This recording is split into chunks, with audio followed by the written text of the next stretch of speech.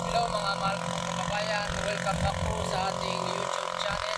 Ngayong umaga po ay magpapakain po ako ngayon ng mga alaga ko pong kambing. At samahan niyo po ako. At ako po ay mayroong announcement ngayong umaga.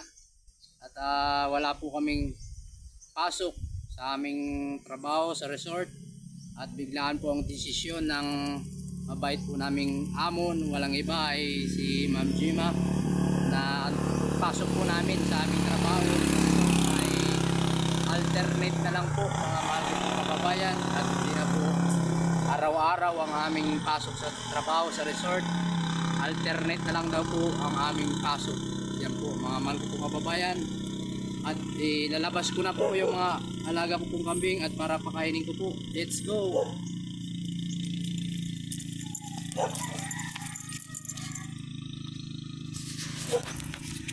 Ayan, palalabasin ko na po yung mga mababait na alaga ko pong mga kambing. Yan po sila oh. Papakainin ko na po. Shout out nga po pala sa aking lahat ng mga ate ko po. Magandang umaga po. At mag-iingat po kayo palagi dyan, mga mahal ko pong sister. At syempre lahat din po ng aking mga brother. Shout out din po sa inyo at mag-iingat po kayo dyan sa Manila. At kumain po kayo sa tamang oras. At para hindi kayo magkasakit. Parang lalayo na itong ibang mga kambing ah. Ayan po.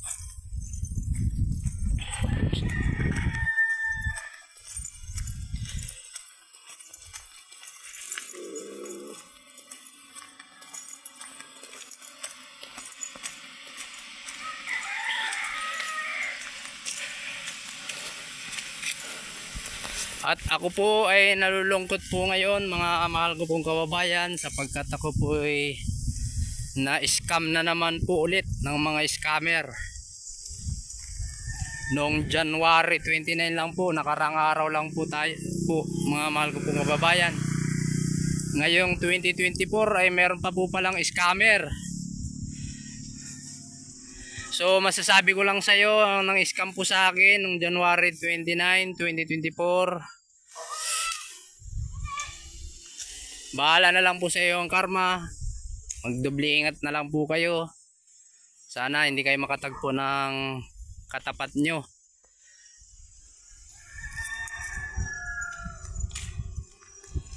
Hindi nyo iniisip yung mga taong niloloko nyo, ini-scam nyo. Bahala na lang sa inyo si Lord. Alam nyo po mga mahal kong kababayan, nagpa-Gcash lang ako ng hinihingi nilang pera. Sinend ko yung Gcash na patunay na send na po yung pera sa kanya. Agad-agad po na bigla po akong gi-block sa Messenger. Kaya ngayon hindi ko na po siya makontak, pati yung number ng ginamit niyang Gcash account ay hindi ko na rin po makontak. Hindi nagre-ring yung number ng Gcash account niya. Yun nga po, ganun po talaga, kay gi-block niya nga po ako. Scammer nga po eh. Bakit ganun? May mga scammer pa din. 2024 na po tayo ngayon mga mahal ko pong kababayan.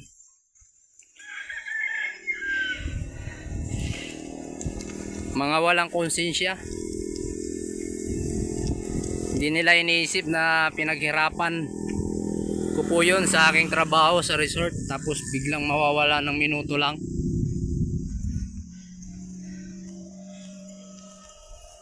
Ngayon malungkot din ako, at sapagkat bigla ng desisyon po ng aming amo na si Madam Gima, na yun nga po, binanggit ko po kanina na alternate na lang po yung trabaho namin.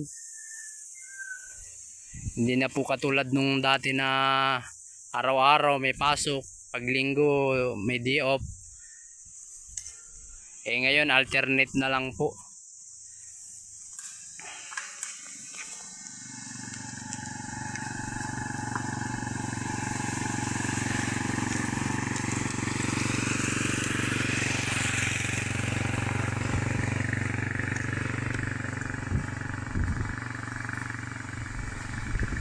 At ang masasabi ko lang po sa iyo ulit, sanang scam po sa akin.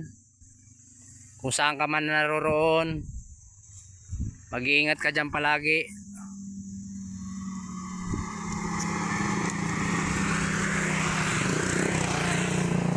Hindi mo inisip, baka meron kang mga anak na yung pinakain mo sa anak mo, or ang pinakain mo sa sarili mo yung panluloko mo sa mga taong na biktima mo katulad ko. Yung kinakain mo galing sa panluloko mo sa akin at pag-i-scam mo sa akin. Kaya bahala na lang po sa inyo si Lord. Mga lahat ng scam po sa akin, at nung nakaraan taon po, year 2023, ay medyo malaki pong amount ang na-scam din po sa akin, mga mahal ko pong kababayan. Hindi naman po ako mayaman sa pera po, mahal ko pong kababayan. Ako po ay simpleng tao lang. Okay lang po sana kung mayaman ako sa pera. Kahit paulit-ulit po nila akong lukuhin, iskamin, okay lang kasi mayaman po ako noon. Pero kung ganitong simple lang po ako tao, ako po yung nagtatrabaho lamang sa resort, at doon ko naman po kinukuha yung aking mga naiipon sa savings. Yun ang hindi po nila iniisip.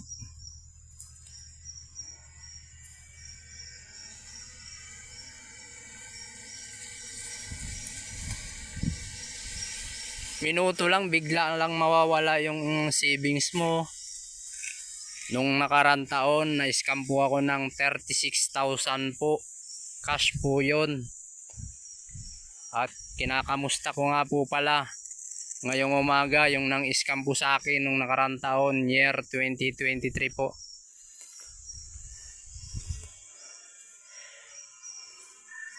Masasabi ko lang, mag-iingat lang po lahat ng nang-scam po sa akin.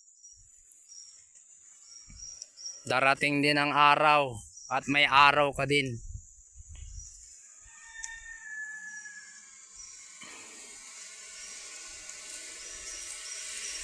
Parang wala kayong takot kay Lord or sa mahal nating Panginoon sa ginagawa nyo. Bakit hindi na lang kaya kayo magtrabaho ng patas, ng parehas? Yung magtrabaho kayo ng legal, para wala kayong naapi or nilolokong mga tao. Ano ba ang mga diskarte nyo? Ayan ba yung mga diskarte nyo? Talagang tamad po talaga kayo magtrabaho, kaya ginagawa nyo, bunga nga lang ang puhunan nyo, laway nyo lang puhunan nyo para makapangloko ng mga kababayan nating mga Pilipino, at isa na po ako doon. Ayan po mga mahal ko pong kababayan, at yun lang po ang aking masasabi sa lahat po ng scam po sa akin simula nung year 2023 at ngayon 2024 na po, at meron pa po palang scammer. Ang masasabi ko lang po sa inyong huli, mga putang ina kayo. Yun lang po. Ako sa totoo lang po, hindi ako nagmumurang tao. Pero sa ginawa po nila sa akin, mga mahal ko pong kababayan, talagang mapapamura po talaga ako.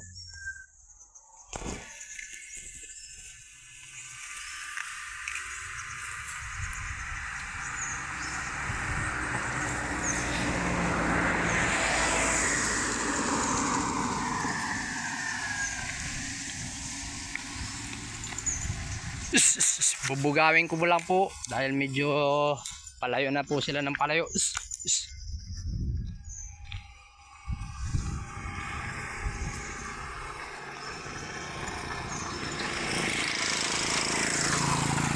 Yan lang po yung delikado dyan eh, yung bigla po silang tumatawid, baka mamaya masagasaan po sila.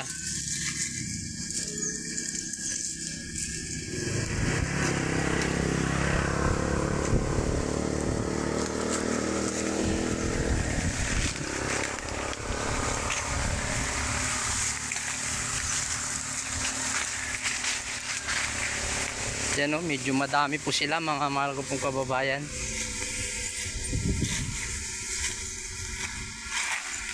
Shout out din po pala ang aking lahat ng mga kamag-anak, mga kaibigan. At mag-iingat lang po kayo dyan. At kumain po kayo sa tamang oras at para hindi po kayo magkasakit. So, God bless us all. Mahal na mahal ko po kayo lahat. Ito kung saan sana po ako nagsusuot. Dahil bubugawin ko po yung mga kambing dahil medyo malayo na po sila.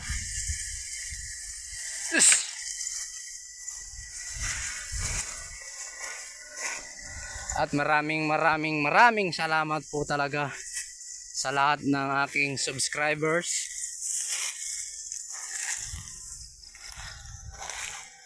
viewers,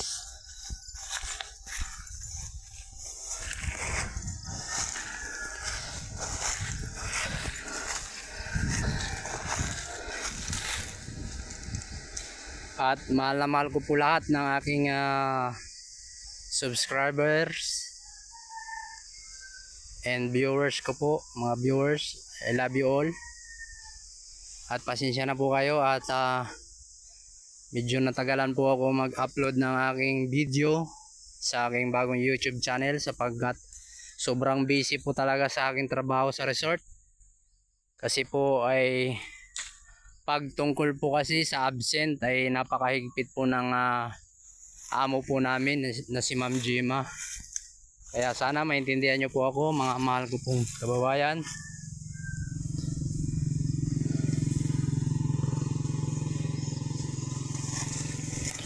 Pupuntahan ko dito yung ibang camping. Baka malayo na yun eh. Ayun.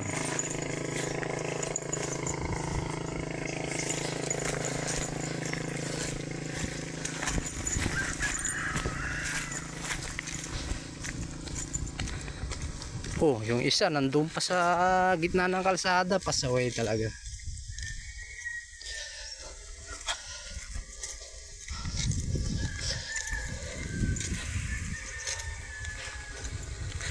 Ayan, medyo hindi din po pala basta-basta magpakain ng mga kambing dahil mag-aalinlangan ka din po pala sapagkat bigla po silang tumatawid. Kaya ingatan po natin na talagaan po natin yung mga kambing, parang mga tao din po kasi ito sila at na marunong din po ito, nasasaktan din po ito, parang may mga damdamin din po ito eh.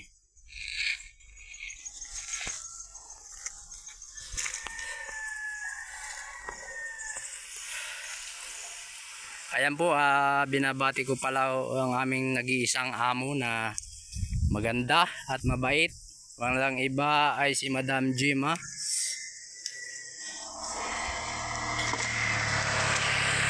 At syempre wala po siya dito ngayon sa Palawan. Ang aming amo ay nandun po siya ngayon sa Amerika. Kasi doon po talaga siya nag-stay. Kung hindi siya sa Amerika, or baka nasa Manila po si Madam, yung amo po naming napakabait.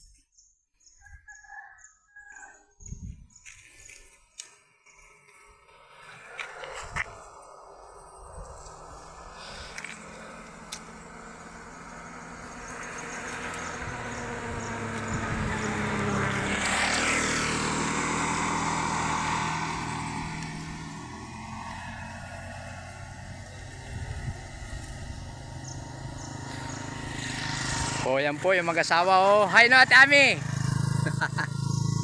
Yan po si Ate Ami.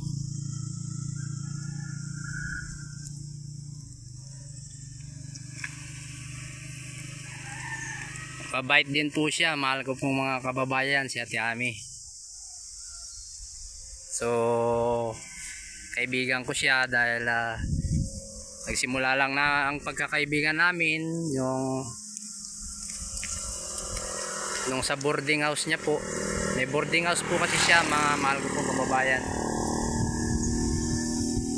At ako'y pinatuloy niya po doon sa boarding house niya. Nung ako po'y alanganin na po ako dumating pumasyal sa aking mga mahal ko pong mga kamag-anak, at nagpapasalamat po ako ulit kay Ate Ami dahil tinatulog niya ako sa kanyang boarding house.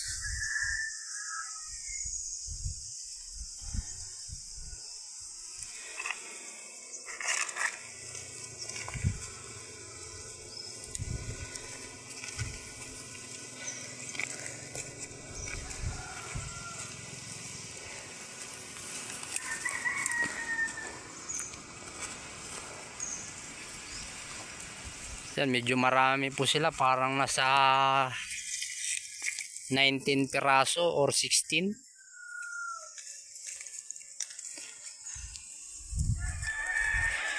Pugawin ko po muna.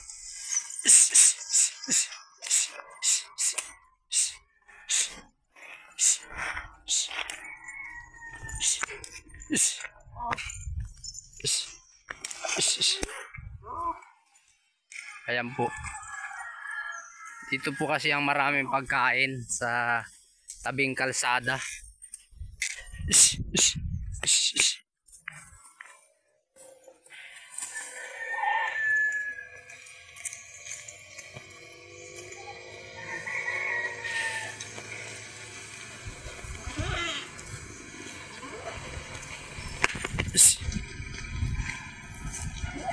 Ayan po, pasaway rin tong malaking kambing na to eh. Biglang tatawid, katulad ng isa na naman. Buti na lang mabait yung dumadaan dito. Pagka sinyas po ako na stop din po sila at nagdaan-daan naman po sila. Ayun po yung iba oh. So palilipatin ko na lang po siguro. At para sama-sama po sila. Mahirap po kasi pag iwalay-walay po mga mahal ko po kababayan eh.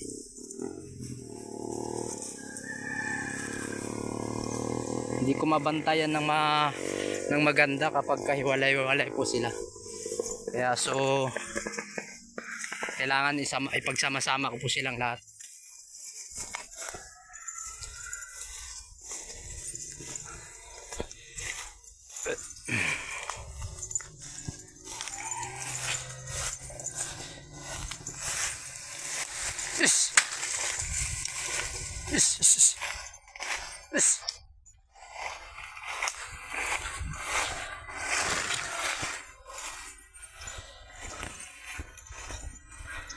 Hindi ako makatakbo ng mabilis dahil nakapantalon po ako. Pero mamaya uhubarin ko po to, mag-short na lang po ako para hindi po ako mahirapan tumakbo ng mabilis.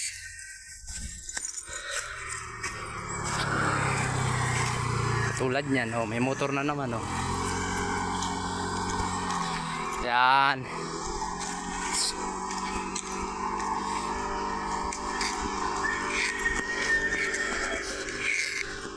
Yan ang maganda, sama-sama po sila.